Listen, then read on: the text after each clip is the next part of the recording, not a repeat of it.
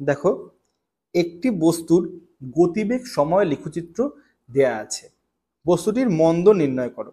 Same question, same ধরনের অঙ্ক, আর থামার আগে অতিক্রান্ত দূরত্ব নির্ণয় করতে বলেছে। তাহলে আমরা প্রথমে এটাকে আমরা পর্যালোচনা করি। আচ্ছা, পর্যালোচনা করি। দেখো একটা কণা আছে, কণাটার বেগ যখন সময় যখন শূন্য, মানে যখন প্রাথমিক বেগ কত, এই যে 50 একক কি আছে, মিটার পার সেকেন্ড। তাহলে ইউ কত, দাঁড়াও, ইউ হলো 50 মিটার পার সেকেন্ড। টি সময় মানে কত, 10 সেকেন্ড। 10 সেকেন্ড পরে মানে T equal to 10 second, 10 second পরে কণাটির বেগ কত হয়েছে, শূন্য। তাই তো আমরা এই গতি থেকে পেলাম। তাহলে ত্বরণ কত বার করতে চেয়েছে। তাহলে ত্বরণ যদি চায় তাহলে ইকুয়াল টু আমরা V equal to U plus at formula দিয়েও করতে পারি, আবার আমরা বেসিক দিয়েও করতে পারি। ঠিক আছে, আবার অতিক্রান্ত দূরত্ব কত, অতিক্রান্ত দূরত্ব হলো এই যে এরিয়াটা, এরিয়ার যে ক্ষেত্রফল, সেই ক্ষেত্রফলটাই কি, অতিক্রান্ত দূরত্ব। আচ্ছা, এটা আমরা এইভাবেও করতে পারি, ক্ষেত্রফল দিয়েও আমরা করতে পারি, আবার ফর্মুলা দিয়েও করতে পারি। আমরা সবকিছু দিয়ে ট্রাই করব। ঠিক আছে, দেখো আমরা একটা একটা করে করি। একে একদম বাদিকে নিয়ে চলে আসলাম। এবার দেখো একটা একটা করে সব কটা প্রসিডিউর আমরা করব। দেখো টি ইকুয়াল টু 0 যখন, ইউ কত, আচ্ছা দরকার নেই, প্রাথমিক বেগ ইউ লিখলেই বোঝা যাবে প্রাথমিক বেগ। ইউ কত, U equal to 50 metre per second. আচ্ছা ভি কত, V equal to 0 metre per second. কত সময় পরে, টি সময় পরে, টি ইকুয়াল টু কত, 10 সেকেন্ড। আচ্ছা এ কত, এ হলো মন্দন, মন্দন কি বার করতে বলেছে, সমীকরণ কি, V equal to U plus এটি।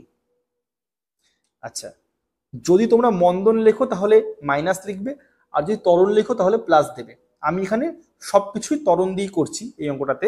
তাহলে আমরা এ এর ভ্যালু বেসিক্যালি নেগেটিভ বেরোবে, তাহলে এর নেগেটিভ বেরোনো মানে কি, মন্দন। আচ্ছা যাচ্ছে বাদ দাও, মন্দনই লিখো, কারণ আমাদের যে সমীকরণটা আছে সমীকরণটা অলরেডি বলে দিয়েছে মন্দন। ঠিক আছে, তাহলে এখানে মাইনাস দিয়ে লিখো। সব ভি এর জায়গায় বসাবে 0 ইকুয়াল টু ইউ মাইনাস এটি, অর্থাৎ এ ইকুয়াল টু কত, ইউ বাই টি, অর্থাৎ ইউ এর ভ্যালু 50, টি এর ভ্যালু কত, 10, অর্থাৎ 5 মিটার পার সেকেন্ড স্কোয়ার মন্দনে কণাটি যাতায়াত করছে। আর যদি ফর্মুলা দিয়ে না ছাড়া যদি বেসিক দিয়ে করতে, তাহলে এ ইকুয়াল টু থাকতো কি কি, বেগ হ্রাসের হার, মানে প্রাথমিক বেগ মানে মাইনাস অন্তিম বেগ, মানে you minus V by T. এটা তো মন্দনের বেসিক সমীকরণ। তো ইউ এর ভ্যালু আমরা লিখতাম 50, ভি এর ভ্যালু লিখতাম 0, আর টি এর জায়গায় আমরা লিখতাম কত, 10 সেকেন্ড। অর্থাৎ আসতো গিয়ে 5 মিটার পার সেকেন্ড স্কোয়ার। আচ্ছা এবার এরিয়া, এই পুরো এরিয়াটা সেটাই কি অতিক্রান্ত দূরত্ব, ইকুয়াল টু অতিক্রান্ত দূরত্ব ইকুয়াল টু এরিয়া অফ ত্রিভুজ ও এ বি।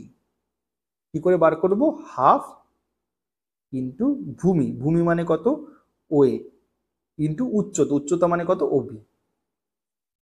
এই যে ভূমি ও এ আর উচ্চতা ও বি।